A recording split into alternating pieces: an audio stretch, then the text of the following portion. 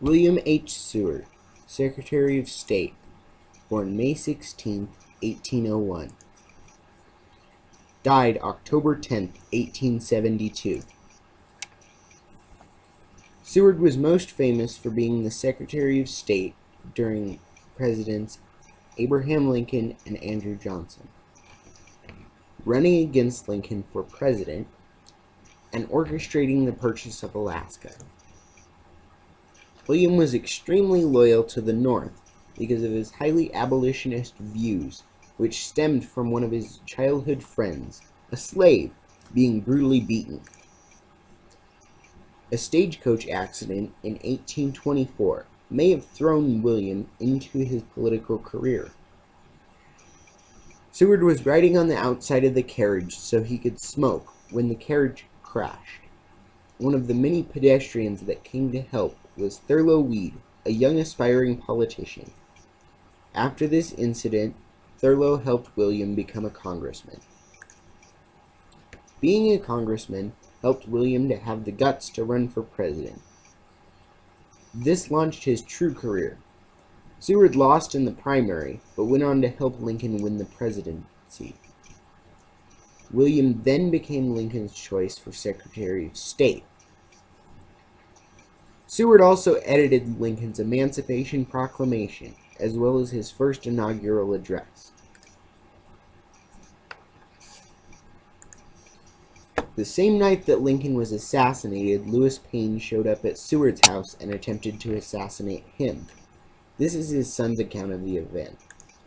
And now, in swift succession, like the scenes of some hideous dream, came the bloody incidents of the night, of the pistol missing fire, of the struggle in the dimly lighted hall, between the armed man and the unarmed one, of the blow which broke the pistol of the one and fractured the skull of the other, of the bursting in of the door, of the mad rush of the assassin to the bedside, and his savage slashing with a bowie knife at the face and throat of the helpless secretary, instantly reddening the white bandages with streams of blood, of the screams of the daughter for help, of the attempt of the invalid soldier nurse to drag the assailant from his victim, receiving sharp wounds himself in return, of the noise made by the awakening household, inspiring the assassin with hasty impulse to escape, leaving his work done or undone,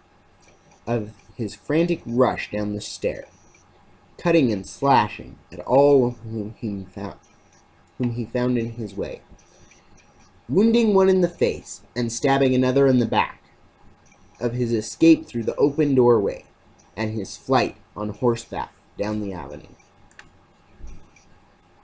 Seward survived this attack and recovered completely.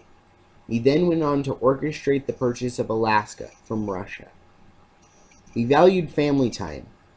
He even took his kids on a cruise after his wife died. His last words were to his kids, "Love each other." NCSS. The second strand connects to William, because if it weren't for him, Alaska might not be a state. Also, we now know not to ride on the outside of a moving vehicle. The fifth strand connects to Seward, because he was part of the government, and being in the government changed some of his views. The sixth strand connects to him because he held the power to influence the president. 6 pillars of character. Seward had a strength in responsibility.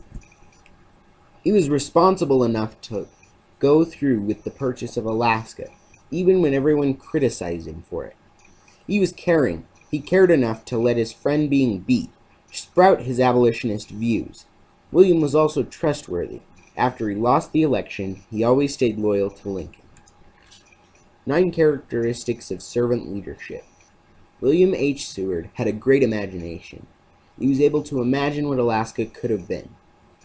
He was also good at conceptualizing. He was very passionate on foreign affairs. However, because Lincoln overruled him, he focused his passion on other things.